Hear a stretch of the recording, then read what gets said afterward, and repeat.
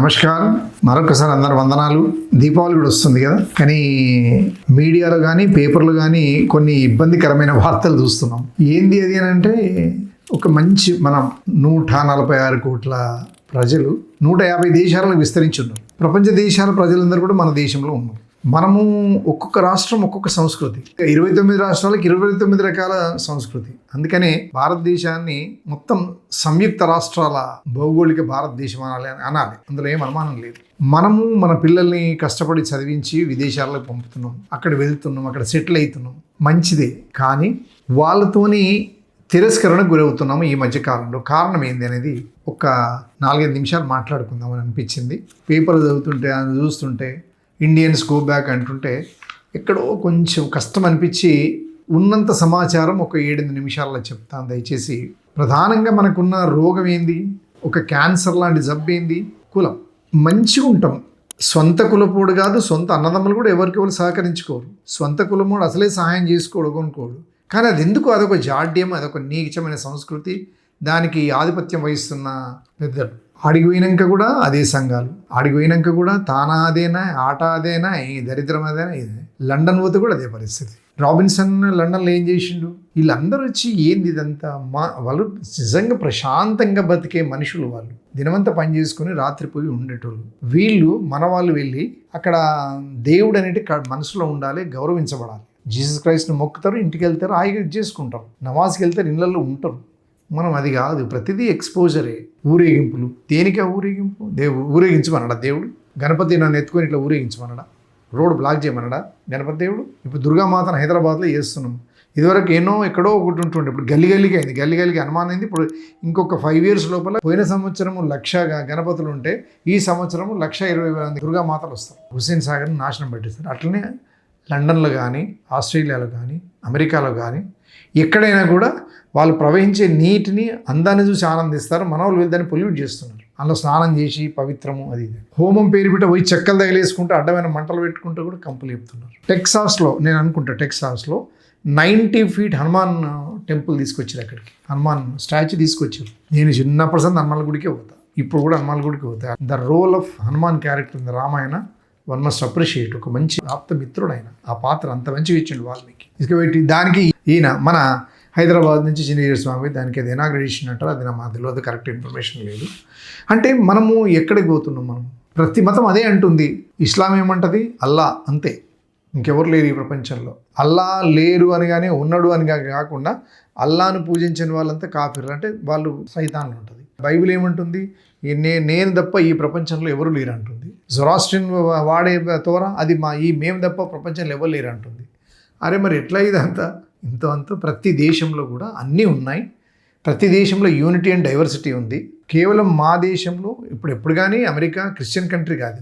Christian ప్రజలు మెజారిటీగా ఉన్నటువంటి కంట్రీ, ఒక డిసిప్లిన్డ్ కంట్రీ.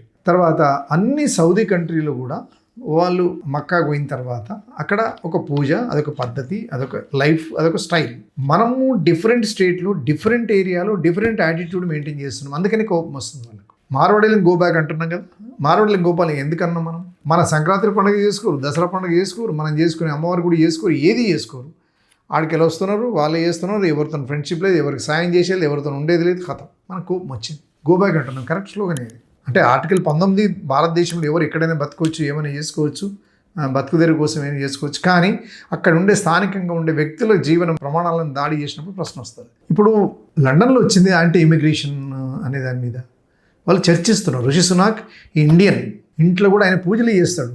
ఆయన కూడా అసహించుకున్నాడు మనల్ని. ప్రధానమంత్రి చేసిండు మన భారతదేశం పైన. ప్రవేశమైన సామ్రాజ్యంలో మనల్ని తొక్కి తన్ని తరిమేసిన వ్యక్తుల దేశంలో పోయి ఆయన ప్రధానమంత్రి చేసిండు. ఆయన కూడా మనల్ని అసహించుకున్నాడు ఆయన. కాబట్టి ఇవాళ ఎవరు అమ్మాయి Usha Chilukuri, vice president of India wife ఆమె. కమలా హారిస్ భారతదేశ ఆరిజిన్ ఆమె. వాళ్ళు ఎంత గౌరవిస్తారు మనల్ని. అక్కడికి పోయి ఆ తానా పేరు మీద మొత్తం ఒక కులమంతా కంపు భాష, ఒక కంపు కలయిక, మనం అందరం ఒకటి, మనం కలిసి ఉండాలి, మన నెట్వర్క్ అంతా మనది.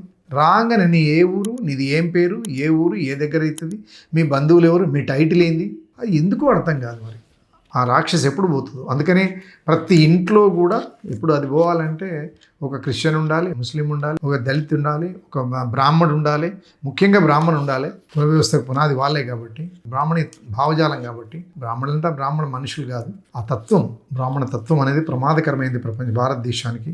మీకు మరీ ముఖ్యంగా చెప్పదలుచుకుంది మిత్రులారా, ఈ సినిమా రోగం, బాలయ్య సినిమా, ఆ సినిమా థియేటర్ల ఆ నోట్లు పడేసే పద్ధతి, ఎంత అతనే ఆ నటనే ఒక భయంకరమైన నటన. అది ఎందుకు, ఏ సందర్భంలో ఎందుకు పసంद చేస్తారో ఏమో. తండ్రి స్పాన్సరర్, నటుడు ఆయనకు బాగా డబ్బు ఉంది, బాగా డబ్బు ఉన్నది, కులం ఉన్నది, అధికారం కూడా ఉన్నది, దానికి తోడు నటన. ఇవన్నీ కాదని అదొకటి. పవన్ కళ్యాణ్ ఇక ఆయన ఆ సినిమా వచ్చిందంటే డాన్సులు ఎందుకు టాలరేట్ చేయాలి వాళ్ళు? ఈ అసహ్యకరమైన దీన్ని. సినిమా అంత ఇదే ఏముంటుంది? ఏమైనా నీతి నేర్పేదా? కొన్ని ప్రపంచ మార్గాన్ని చూపించేదా మనిషికి? దేనికని అంత ఇది? 3 సెట్స్ అక్కడ. కరప్షన్లో మన వాళ్ళే ఉన్నారు. ఆ సినిమా హీరో వర్షిప్ అనే దరిద్రమైన కాన్సెప్ట్ మన వాళ్ళే ఉన్నారు. తర్వాత క్యాస్ట్ అనేది కూడా మన వాళ్ళే ఉన్నారు. వాళ్ళ జీవితం అటువంటిదండి. వాళ్ళు ఆస్ట్రేలియా కానీ, లండన్ కానీ, అమెరికా కానీ, ముస్లిం కంట్రీస్ కానీ, లేకపోతే ఇంకేదన్నా జర్మన్ లాంటి కంట్రీస్ కానీ, వాళ్ళు ఉద్యోగం చేస్తారు, వారానికి ఒక రోజు పోయి గుడికి పోతారు, ఒకరోజు ఎంటర్టైన్మెంట్. ఇట్లా అది ఎప్పుడు పడితే అప్పుడు వీధులలోకి రావాలి, దుక్కులాడాలి, వీధులలోకి రావాలి, డాన్సులు చేయాలి. ఏంది ఒక అసహ్యకరమైన ఆ ట్రీట్మెంట్. ఒక కాఫీ షాప్ దగ్గరికి పోయి ఆయన ఉద్యోగం చేసుకుంటుంటే ఆయన మీద దాడి చేసే ప్రయత్నం చేసిరట. అది ఏంది? అది వన భోజనాలను వెళ్తారట. ఈడ కూడా వెళ్తారు. వన భోజనాలు కాదు, కుల భోజనాలు అవి. ప్రతి సెకండ్ నీ కులపోడు, అది నమ్మలా. ఎవరికి సాయం చేసుకోండి, అది గుర్తుపెట్టుకోండి. ఇద్దరు కలిసి ఒక బ్యాంకును ముంచుదాము, లేకపోతే ఇంకెవరినో ముంచుదాము అనేది తప్ప ఏమాడ పెద్ద ప్రణాళికలు, పంచవర్ష ప్రణాళికలు, లేకపోతే భారతదేశం బాగుపడేది ఏమి ఉండదు. అక్కడ ఉన్న వాళ్ళకి కానీ, ఇక్కడ నుంచి వెళ్ళే వాళ్ళకి కానీ, మీ ఊరికి మీరు ఏమైనా చేయాలి, మన ఊరికి ఏమైనా చేయాలి అని అనుకున్నప్పుడు అమెరికాలో ఉండాలి, అమెరికా పట్ల అభిమానం ఉండాలి, సొంత ఊరు పట్ల కూడా ప్రేమ ఉండాలి. ఇక్కడ ఉండి ఇక్కడ ఆస్తులు కొనుక్కోవడం మంచిది కాదంటలేము.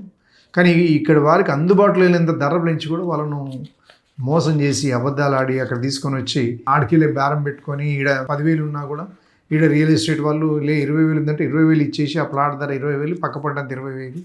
మీరు డాలరు, ఈడ రూపాయి ఒకటి కాదని తెలుసు విషయం, అక్కడ రూబులు కరెక్ట్ కాదని విషయం మీకు తెలుసు.